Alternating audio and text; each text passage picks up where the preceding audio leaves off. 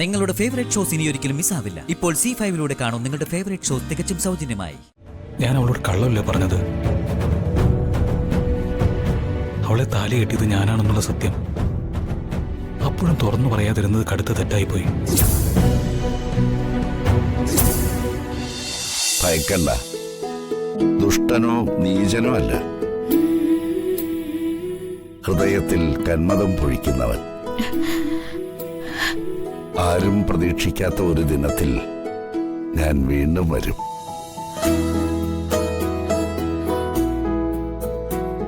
നന്മ മാത്രം വരട്ടെ.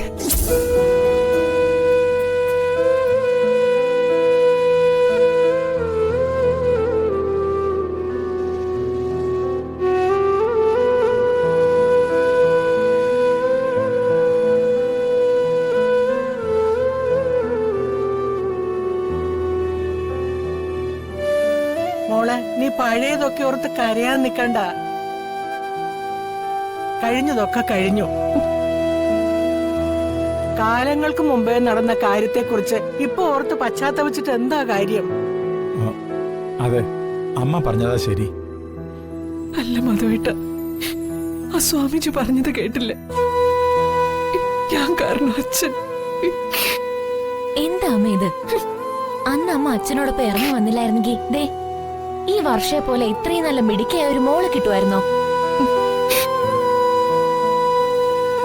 മാധവ, എന്തായാലും അദ്ദേഹം ഉണ്ടല്ലോ മഹാസിദ്ധം തന്നെയാ. എല്ലാം കണ്ടതുപോലെയല്ലേ വിളിച്ചു പറയുന്നത്. വാസ്തവത്തില് ഞാൻ ഒന്നും മിണ്ടാതെ ഭയന്നിരിക്കുകയായിരുന്നു. മനസ്സിലായി. അച്ഛമ്മയുടെ വല്ല പഴയ പ്രേമകഥയും വിളിച്ചു പറയുന്നുള്ള ഭയം കൊണ്ടല്ലേ അച്ഛമ്മ മിണ്ടാതിരുന്നത്. ഓടി അവിടുന്ന് ഒരുത്തം കേട്ടവളെ.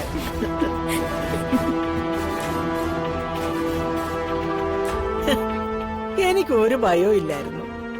ഉപ്പ് തിന്നവര് വെള്ളം കുടിച്ചാ മതിയല്ലോ.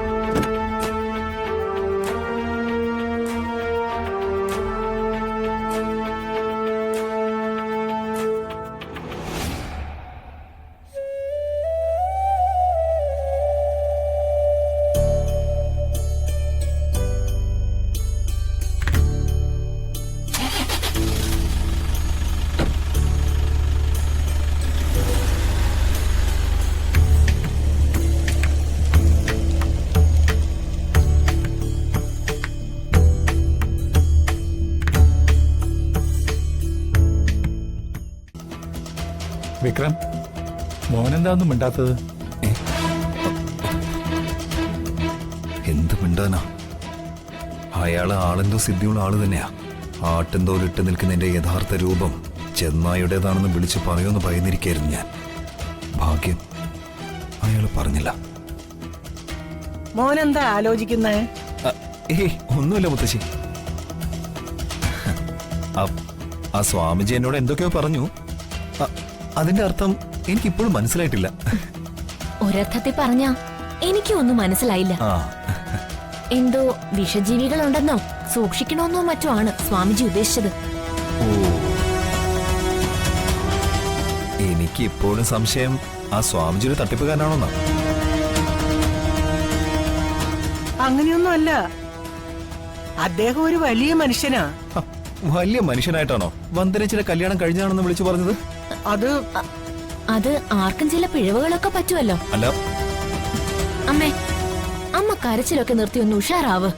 അല്ലെങ്കിൽ വാ, നമുക്കിപ്പൊ തന്നെ ചെന്ന് അമ്മയുടെ അച്ഛന്റെ സുഖവിവരം അന്വേഷിച്ചിട്ട് വരാം. അമ്മയുടെ അച്ഛനെന്നോ? അപ്പൂപ്പാന്ന് വിളിക്കടി. ഓ, അപ്പൂപ്പനെങ്കിൽ അപ്പൂപ്പൻ. വാ, നമുക്ക് പോവാം. പക്ഷേ എനിക്ക് അർജന്റായിട്ടൊരു മീറ്റിംഗ് ഉണ്ട്. നമുക്ക് ഓഫീസിലേക്ക് പോവാം. ഏട്ടാ, അമ്മ ആകെ വിഷമിച്ചിരിക്കുക. ഈ അവസ്ഥയിൽ അമ്മയെ ഒറ്റയ്ക്കാക്കിയിട്ട് പോവാൻ എന്റെ മനസ്സനുവദിക്കുന്നില്ല. ഞാൻ 2 ദിവസം ഇവിടെ അമ്മയുടെ കൂടെ നിന്നോട്ടെ. ഏയ് അതൊന്നും ശരിയാവില്ല. എനിക്കവിടെ ആകെ ഒരു കൂട്ട് വർഷയാ. ഇവിടെ അമ്മ ഒറ്റയ്ക്കല്ലല്ലോ, വന്ദനേച്ചി മുത്തശ്ശി സുചിത്രടുത്തൊക്കെ ഉണ്ടല്ലോ. എനിക്കിപ്പോ വർഷം ഒപ്പമില്ലെങ്കിൽ വല്ലാത്തൊരു ഒറ്റപ്പെടല.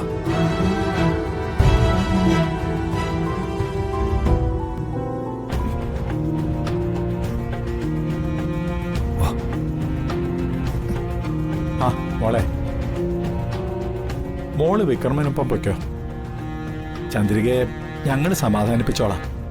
അമ്മേ, എന്നാ ഞങ്ങളങ്ങോട്ട് പോയിട്ട് വാ. പോയിട്ട് വാ മോളെ. എന്നാ ഞങ്ങൾ ഇറങ്ങിയ ശരി, വാ വാ.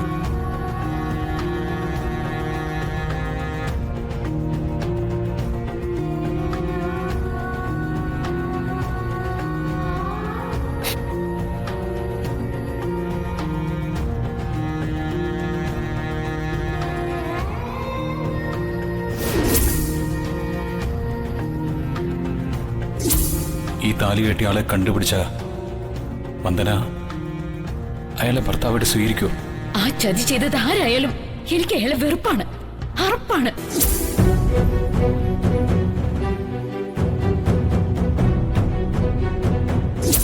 കൊല്ലണം, എനിക്ക് അവനെ കൊല്ലണം.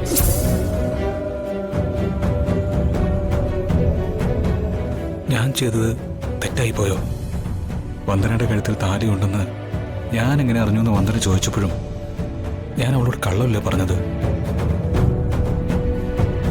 അവളെ താലി കെട്ടിയത് ഞാനാണെന്നുള്ള സത്യം അപ്പോഴും തുറന്നു പറയാതിരുന്നത് കടുത്ത തെറ്റായിപ്പോയി.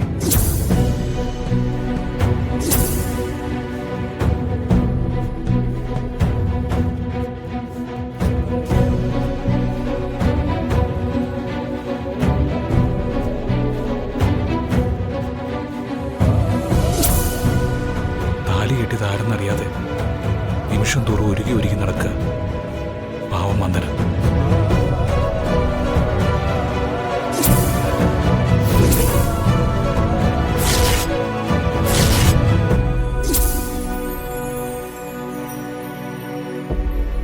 മോനെ, ആ എന്താ മോനെ നീ ആലോചിക്കുന്നേ? ഏയ് ഒന്നുമില്ല മേ. എങ്കി മോൻ വേഗം ഒരുങ്ങി റെഡിയായി വാ. എന്തിന്? നമുക്കൊരു സ്ഥലം വരെ പോകാനുണ്ട്. എവിടെ? ജോൽസിനെ കാണാൻ. ജോത്സ്യനെ കാണാനോ? അതേടാ, വടക്കേ മനയിലെ ദാമോദരൻ നമ്പൂതിരിയെ കാണാൻ അപ്പോയിന്റ്മെന്റ് എടുത്തിട്ടുണ്ട്. നീ വേഗം റെഡിയാവ്. അല്ല, ഇപ്പോ ജോത്സ്യനെ കാണേണ്ട കാര്യം എന്താ? എടാ, നീയും നീലിമയും തമ്മിലുള്ള കല്യാണത്തിന് ഡേറ്റ് കുറിക്കാൻ പോവാ. ഡൗൺലോഡ് ചെയ്യൂ C5 ആപ്പ്. കാണൂ എല്ലാ എപ്പിസോഡുകളും സൗജന്യമായി.